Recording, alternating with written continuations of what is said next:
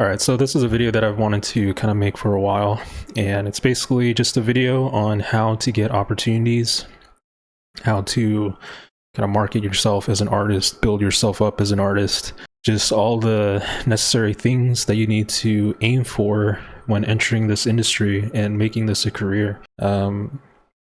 This is not going to be a fun video. I'm going to tell a lot of brutal truths that a lot of junior artists and young artists need to know, or if you're older and just starting out this industry, this is probably something that you also need to know. Here at LightShare, we don't like to sugarcoat things. We like to kind of tell the blunt truth of everything. So this is like the poor man's guide on how to get an opportunity in this industry. And when I say poor man, I'm saying like, you don't have rich parents, you don't come from wealth, you don't have any friends, colleagues, or teachers just giving you a job every month. And this is where we kind of all came from. Me, everyone here at LightShare, like, we didn't come from nepotism or jobs just getting handed to us from people that we know. We didn't have like a secret society of elite concept artists handing us jobs every month. We're nothing like that. We come from small communities, small families, and we just worked hard to get where we are today. And are we saying that this way is the right way? Absolutely not. This way of going into the industry is just one way of getting into the industry, right? There's so many different ways how you can get opportunities, but I'm going to kind of condense down of sort of my path, my experiences, because this is kind of the video that I want to share for our platform, and just kind of step by step how to get where you need to be and to build credibility for yourself, because I know there's a lot of competition and everything. All right, so I'm going to jump into it. There's a couple key factors to note when you're going into this industry. There's kind of like a three-step process, right, to getting from point A to point B. And the first step is that it's going to take a lot of time.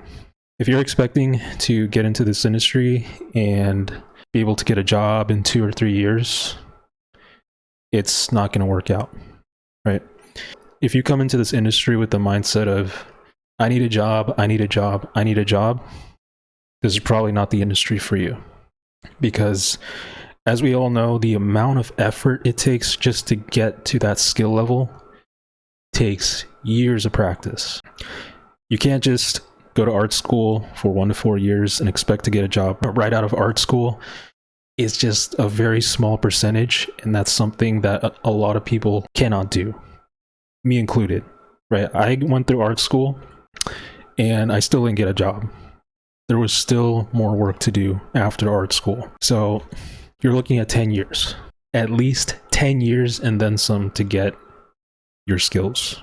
It's going to take that much time. And when I say 10 years, I don't mean just 10 years of doing a little bit of this, doing a little bit of that, and kind of fooling around and BSing around. I'm talking 10 years of consistent focus. Does that mean you can't have a social life? No, of course, you can have a social life. You can have your own hobbies. You can do fun stuff. You can go on vacation. But focused effort and consistency during those years. You have to put in the time and put in the hard work. You can't just get by with doing some little doodles and calling it a day. You kind of have to approach it in a way that has some kind of effectiveness to your art, right? When you create your art, it has meaning and depth. There are no shortcuts. There are no shortcuts to getting into this industry. And what I mean by shortcuts is for artists who skip their fundamentals, who skip their anatomy, their composition, their lighting, their color theory, their values, their perspective, all of this stuff, right? If you skip all of that and you try to take the shortcut route where you jump into Blender right away and you go to like 3ds Max, Unreal Engine, all these 3D programs, or even AI, just throwing that out there. If you take all these shortcuts, you will fall very far behind if you don't have these bare bone fundamentals. And by bare bone fundamentals, I mean just drawing and painting, right? Painting, whether it's using Photoshop or real paints, or drawing in Photoshop or drawing on pencil and paper. If you don't practice these fundamentals, you're more than likely not going to be much of an asset. Every concept artist should know how to draw, paint, sculpt pretty well, right? If you can't create a concept just by pure drawing or pure painting or pure sculpting, you have work to do. Like, if you can't make it look good, if you can't make it look as good as like a final concept piece that's highly rendered just through painting and drawing, then you still have work to do, right? You have to really dial in those fundamentals and try to master these skills of anatomy, composition, etc., right? Because those things are needed on the job still. An art director might ask you, hey, can you paint or draw something in like a couple minutes? And if you don't have those fundamentals, if you have to always jump into 3D every time as a concept artist, more than likely you're going to slow down your workflow. Unless you're just like some crazy 3D prodigy that, you know, jumps in and just models stuff right away and lights it and everything. But sometimes you need something quick, and a sketch, a painting sketch, a drawing sketch is a really fast way to get out an idea, a design, just like that. So if you can't do those things properly, then you have to work on those things more. Second thing is aim high. And what I mean by that is what it really means, right? Aim high, dream big. If you only aim low and you're just doing the bare minimum of getting into the industry, getting into the art jobs and stuff, you're not going to get the jobs that you really want. Because, for example, if you want to work on Dune or Avatar or Marvel or any of those big AAA studios, if your portfolio looks nothing like that, you're not going to get hired. Maybe you'll get hired for casino games or just arcade games, you know, which is fine. There's money in that. But it might not be something that you want to do, right? Because you put all your time and effort to get to these big studios, and you're only creating work for, you know, smaller end studios. You're going to get smaller end studio jobs. So you have to dream big, you have to think big to get those bigger jobs, those bigger companies. So don't be afraid. You have to build confidence, and you have to know what you want to do. Like, where do you want to take your art? And that's the biggest thing that a lot of junior artists don't know. And that's going to get into the next point. Number 3. Know yourself. This is crucial. And this is something that I see in a lot of junior portfolios, is that they always come to me and say that they can't find work, they can't find a job, or they can't find any opportunities. Like, no one's reaching out to them, or they're getting rejected, like a lot from different employers and headhunters. And the number one reason is that they don't know themselves. If you don't know yourself, you won't be able to get very far in this industry. You have to know who you are, what you like, what you don't like, what are your strengths, what are your weaknesses. Let's take an artist, for example, who likes sci-fi. Their portfolio should showcase sci-fi, right? If they throw in like fantasy or adventure, I mean, you can mix those things together, but at the core, right? What is your core identity in your portfolio? That's something that an artist has to figure out. Like, who are you as an artist? If you don't know who you are, you're cooked, right? You're just done. You have to know who you are and what you bring to the table, right? And this is what we always talk about on LightShare, and I wish more people would understand. We talk about how to find yourself, how to go through hard things, difficult challenges. This all correlates to making yourself known as an artist and finding your identity and finding your background. If you can figure yourself out, the better, right? Because a lot of people don't know themselves. And this took me a long time to figure out too, right? Who am I? I'm lost. I don't know where I'm going. I don't know who I am. And that's the saddest thing, right? If you don't know who you are, like, just listen to that, right? If you ask yourself, who am I? Then you have to figure that out. Another crucial thing that I wanted to add is, as you're going to make your portfolio, stop following trends. You know, some people will come up to ask me like, Dom, where do you get your ideas from? Where do you get inspiration from? I can't find anything to get inspired. I get art block all the time. And this is the main thing that's preventing most artists to really fully express themselves and fully grasp their identity, is they follow the trends. And in order to stop following trends, you need to stop looking at ArtStation / Instagram for inspiration. This is what's crippling most artists today, is that they're always looking at other artists for inspiration. And the problem with this is that by looking at other artists' styles and stories and, you know, the way they approach things and their subject matter, the more that artists look at other artists for reference and for inspiration, the more that they're living through the experiences of that artist instead of themselves, right? In order for you to come up with original ideas and original concepts, you have to go out into the real world and find stuff that inspires you out there, whether that's from traveling or from things in your own surroundings or just anything that pushes you outside of your comfort zone, to get out there and to find original reference from nature and photography. You know, for me specifically, I like to take pictures out at sunset and in the morning time, because those are the best times for like lighting scenarios. I love that stuff.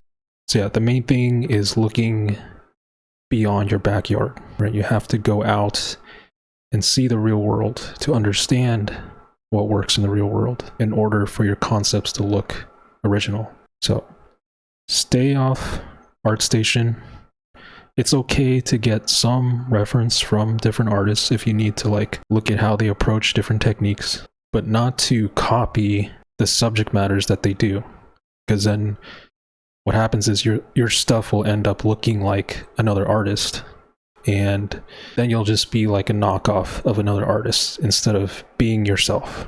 And the way to be yourself is to go back to the fundamentals, as I said, you know, drawing, painting, using very little photo bash, just drawing and painting and sculpting, controlling the way how you move the brush, and putting your own taste into the mark making.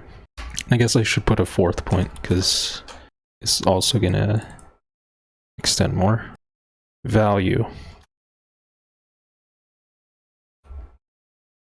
Super important. If you as an artist are not providing value, your portfolio is not really worth anything. As a concept artist, as a viz dev artist, whatever position that you're going for, you should provide value in some way. In terms of design, are you solving problems? Are you pushing the product forward? These are things that you kind of have to ask yourself. Am I providing value to the customer or to the client, or is it just all about me?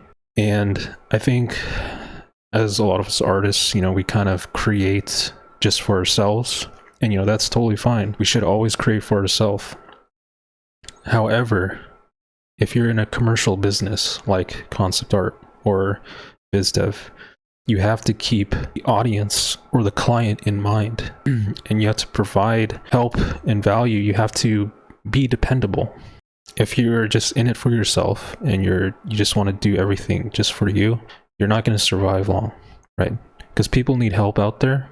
And I know, like, a lot of times we kind of just want to, like, not give that part of ourselves away because people might take advantage of us. There comes a time where you have to know your boundaries. You have to know when to say no, and that's totally fine. But in most cases, giving value to somebody doesn't hurt anybody. Giving value, helping somebody out to get this knowledge is actually beneficial for you, because when you provide value, that's how people refer other people to you, because they will tell other people, like, hey, that's the guy who gives good knowledge on this stuff or gives good designs on this stuff. And the more value that you bring, the more people will share it with other people, and eventually you'll build recognition, you'll build status or whatever. You'll have more people seeing your stuff. So you have to give a little bit of your knowledge away for people to invest, right? To invest in you, your product, your portfolio, whatever. If you don't showcase that, it's not going to work. Going back to the other point of knowing yourself, right? This is really important. I think this is probably one of the most important things. Your portfolio should be consistent. If you're a creature designer, your portfolio should showcase creature design. If you're an environment artist, your portfolio should showcase environment. If you're a character designer, yeah, you know what to do, right? That being said, this is why you have to kind of specialize a little bit in what you like to do. You'll be able to know what you want to do, and you can also do other different things. As an artist, as a concept artist, you should be able to draw everything. You should be able to paint everything. It's not good to limit yourself to just characters or to just environments or to just creatures or to just props. As a concept artist, you're going to be tasked to create many different things. Some things you might not even like to do. I'm not a huge fan of, painting characters that much because I'm like a little bit terrible in anatomy, but I like to do more environment stuff. So I'm going to showcase my portfolio as having more environments, but I should also showcase that I could do characters and props if I have to. But that isn't the core of my portfolio. The core of my portfolio is environments. So I should show more of that. And all the other stuff is just kind of filler. So on top of that, the content of your portfolio should be cohesive. If we take a look at some examples on ArtStation, we can find Tim McBurney. If we look at this portfolio, right, what do we see? We can see consistency all throughout, right? He enjoys fantasy. He enjoys orcs and elves. But you'll notice how there's a few posts where he has some spaceships, sci-fi, but that's not the focus of his portfolio. His portfolio is all of this stuff, right? The creatures and the characters, the fantasy stuff, in this kind of stylized line art type of look. And there's a lot of good storytelling within these images, right? But yeah, as you can see, he has a little bit of sci-fi stuff, but it doesn't overtake his entire portfolio. So that's one example. It's Matt Rhodes. Same thing, he did a series back in the day called Tellurian. And this was his whole portfolio. It was Tellurian. As you can see, it's very consistent throughout. It has a story. It has good lighting, good fundamentals, good composition and everything. This is his thing, but you notice how it's very cohesive.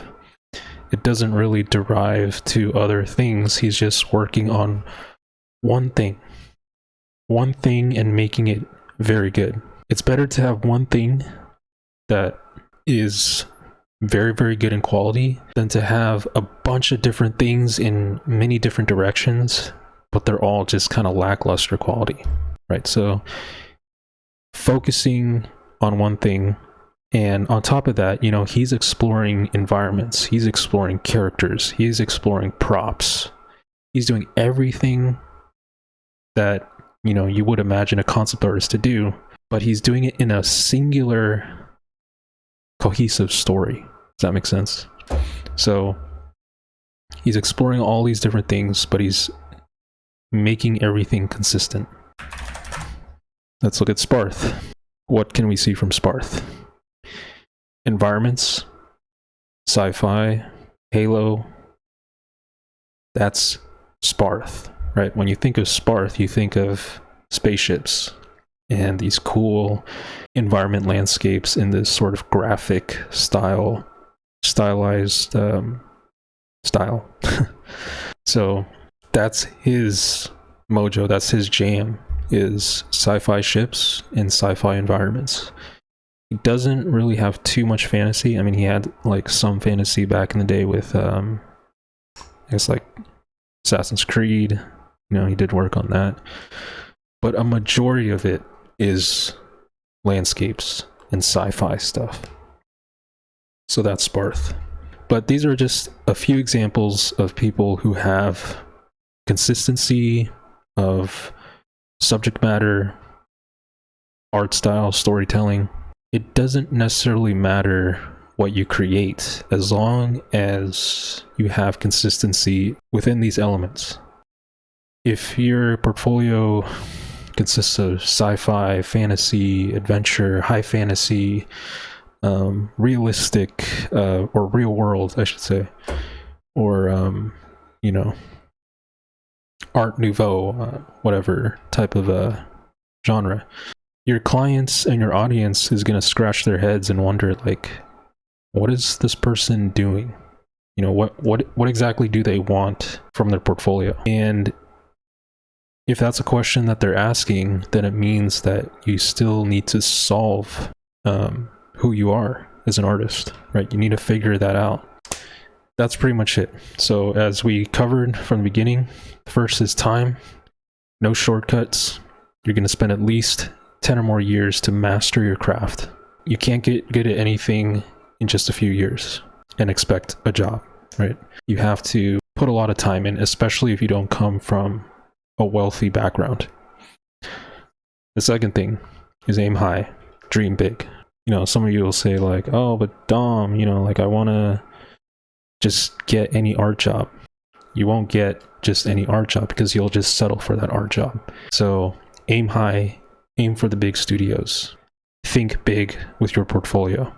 It doesn't hurt to go big. Third, know yourself. Know who you are, know your identity, know what you want, your likes, your dislikes, etc. And fourth is value.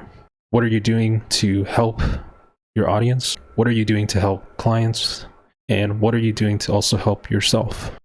This is what comes with value. And you need all four of these things to have a prosperous art career, from my point of view, and from LightShare, how we all kind of got here. So yeah, I hope this helped you guys. And if you have any other questions or comments, leave them down below. With that being said, see you guys in the next one.